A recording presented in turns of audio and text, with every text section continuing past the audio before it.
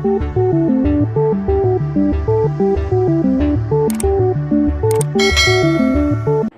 Everyone, आज हम set theory देखेंगे और आज हम देखेंगे टाइप्स ऑफ सेट्स। और सबसे पहले हम देखेंगे इनफाइनाइट सेट।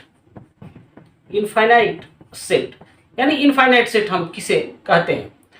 तो जो डेफिनेशन है हमारे पास, a set which is not finite, a set which is not finite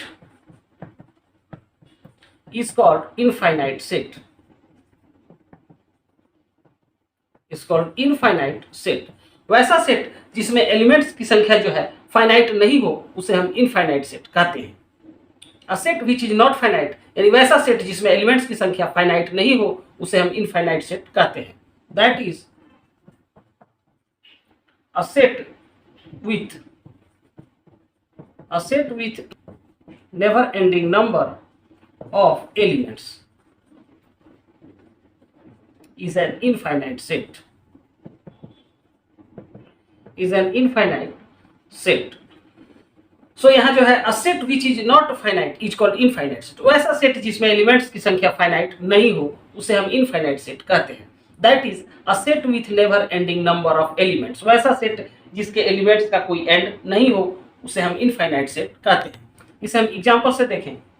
हमने एक सेट बनाया जिसके elements x such that x is a living thing और लिविंग थिंग्स जो हैं वो इनफाइनाइट हैं। सो इस तरह से हम कह सकते हैं कि जो सेट हमने यहाँ बनाया ये इनफाइनाइट सेट है। तो चलिए हम एक और एग्जांपल लेते हैं। हम एक सेट बना रहे हैं जिसके elements x such that x belongs to w and x is greater than 1000।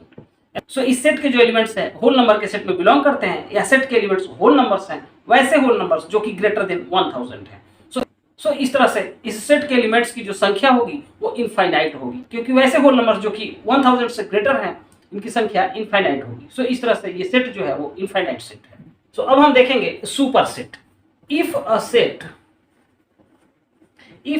A is subset of set B, if a set A is subset of set B, then set B is called superset of A. Superset of A. If set A is subset of set B, अगर हमारे पास दो set A और set B हैं और set A जो है set B का subset है, so B is called superset of A and set B is called superset of A and is written as B is superset of A. So if a set A is subset of set B, अगर हमारे पास दो set A और set B हैं और set A जो है set B का subset है, so set B is called superset of A and written as B is superset of A. So अब हम देखेंगे universal set. It is the set which contains all the sets under consideration, all the sets under consideration as its subsets, under consideration as its subsets. A universal set is denoted by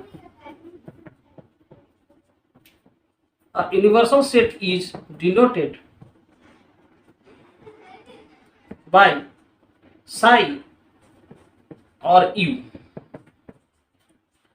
It is the set which contains all the sets under consideration as its subsets. A universal set is denoted by psi or u. यदि हम कुछ sets को लेकर discussion कर रहे हों या कुछ सेट्स हमारे कंसिडरेशन में हैं, तो इन सभी सेट्स के लिए एक ऐसा सेट जिसमें कि इन सभी सेट्स के एलिमेंट्स मौजूद हो, या यूं कहें कि ये सभी सेट्स उस पार्टिकुलर सेट के सबसेट्स हों जो कि इस डिस्कशन के अंतर्गत आता है या अंडर डिस्कशन है, इस पार्टिकुलर सेट को इन सभी सेट्स का यूनिवर्सल सेट कहेंगे। सो यूनिवर्सल सेट का डेफिनेशन को आप इस तरह से भी समझ सकते हैं। In any discussion the universal set is a set which is a superset of all the sets of discussion of all the sets of the discussion, and every set of discussion is a subset of the universal set.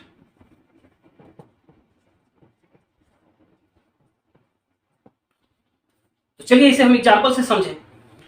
हमने एक set ए लिया, if set ए जिसके elements जो हैं 5, 6, 7 और 8 हैं, और हमने एक सेट बी लिया जिसके एलिमेंट्स जो हैं 1, 3, 5 और 7 हैं, और एक सेट हमने सी लिया है जिसके एलिमेंट्स जो हैं 4, 6, 8 और 10 हैं, या हम इन तीनों सेट के ऊपर डिस्कशन कर रहे हैं। Then the universal set for these sets may be taken as so हम एक ऐसा सेट लें जिसमें इन तीनों ही सेट्स के सभी एलिमेंट्स मौजूद हों, या यूं कहें कि ए, बी और सी तीनों ही इस सेट यू के सबसेट्स हों, तो हम कहेंगे कि यू जो है इन तीनों सेट के लिए यूनिवर्सल सेट है। सो सेट ए, बी और सी के ऊपर डिस्कशन करते हुए हम कह सकते हैं कि ये जो पार्टिकुलर सेट यू है, इस डिस्कशन के अंडर में इन तीनों सेट्स के लिए यूनिवर्सल सेट है। सो यूनिवर्सल सेट के लिए हम कुछ और एग्जांपल्स लेते हैं। यदि सेट ऑफ नेचुरल नंबर्स लें, सो इनके एलिमेंट्स जो हैं 1, 2, 3, 4, 5 एंड सो ऑन इस तरह से होंगे। यदि हम सेट ऑफ होल नंबर्स लें तो इनके एलिमेंट्स 0 से शुरू होंगे, 0, 1, 2, 3 एंड सो ऑन इस तरह से होंगे। सो यदि हम सेट ऑफ इंटीजर्स को लें, सो इनके एलिमेंट्स जो होंगे -3, -2, -1, 0, 1, 2, 3 एंड सो ऑन। यहाँ नेचुरल नंबर और होल नंबर के सेट को लेकर हम डिस्कस कर रहे हैं। सो इस सेट के लिए सेट जेड जो होगा वो यूनिवर्सल सेट होगा। So for the given sets the choice of universal set is not unique for the given sets the choice of universal set is not unique। यानी कहने का मतलब है कि जो भी सेट्स हमारे डिस्कशन में हैं या हमारे अंडर कंसीडरेशन हैं, उन सभी सेट्स के लिए हमारे पास यूनिवर्सल सेट का जो चॉइस होगा वो यूनिक नहीं होगा। यानी यूनिवर्सल सेट जो है वो एक से ज्यादा हो सकते हैं। सो इस एग्जांपल से देखें, यदि हमने एक सेट ए लिया जिसके एलिमेंट्स 2, 4, 6 और 7 हैं, सेट बी लिया जिसके एलिमेंट्स 3, 5, 7, 9 एंड 11 हैं, और सेट सी लिया है जिसके एलिमेंट 0, 4, 8, 12 और 16 हैं। सो हमने यहाँ 3 सेट ए, बी और सी लिया जिसके ऊपर हम विचार कर रहे हैं, या ये तीनों ही सेट हमारे अंडर कंसिडरेशन हैं, या यूँ कहें कि हमारे डिस्कशन में है, या इन तीनों सेट पे हम डिस्कस कर रहे हैं। सो इन तीनों सेट के लिए जो यूनिवर्सल सेट का चॉइस होगा वो यूनिक नहीं होगा। सो यूनिवर्सल सेट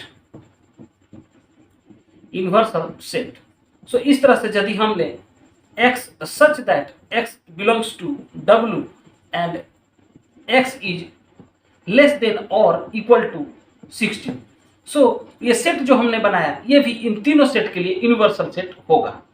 और यदि हम इस तरह से लें x such that x belongs to w, तो ये सेट भी जो है वो इन तीनों सेट के लिए यूनिवर्सल सेट होगा। और यदि हम कहें x such that x belongs to z, so ये सेट भी जो होगा इन तीनों सेट के लिए यूनिवर्सल सेट का काम करेगा।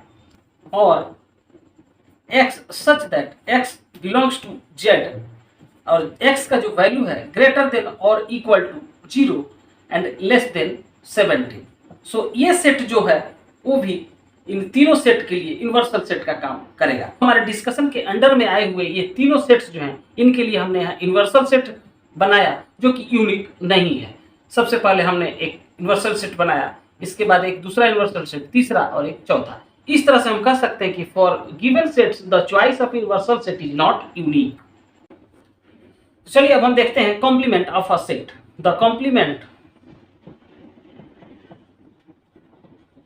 The complement of a set A is the set of all elements in the universal set which are not in set A, which are not in set A. Set A, it is denoted as this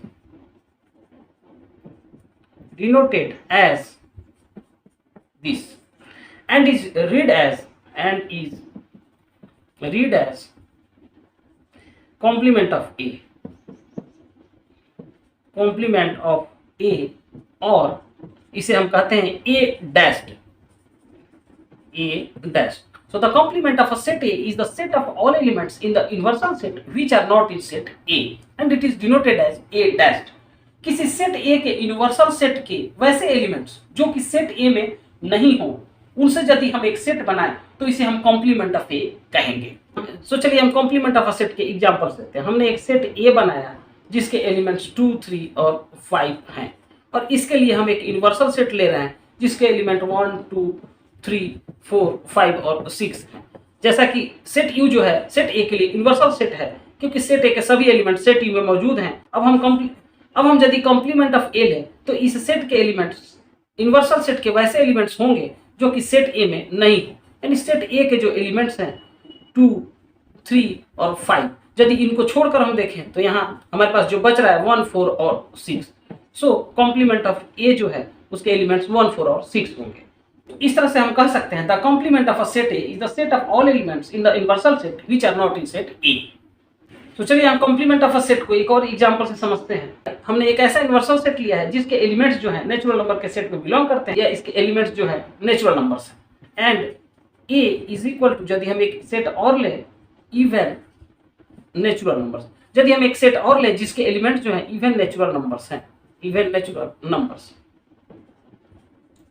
यदि हम इस set को you से denote करें तो इसके elements जो होंगे 1, 2, 3, 4 एंड सो ऑन. और यदि सेट ए के एलिमेंट्स को हम सेट बिल्डर फॉर्म में अरेंज करें तो इसके एलिमेंट्स 2, 4, 6, 8 एंड सो ऑन. और सेट ए का जब हम कॉम्प्लीमेंट लेंगे सो इसके एलिमेंट्स जो होंगे इसके यूनिवर्सल सेट के वैसे एलिमेंट्स होंगे जो कि सेट ए में नहीं हो. सो यहाँ हम 1, 3, 5 या हम कहें कि odd natural numbers 7 and so on.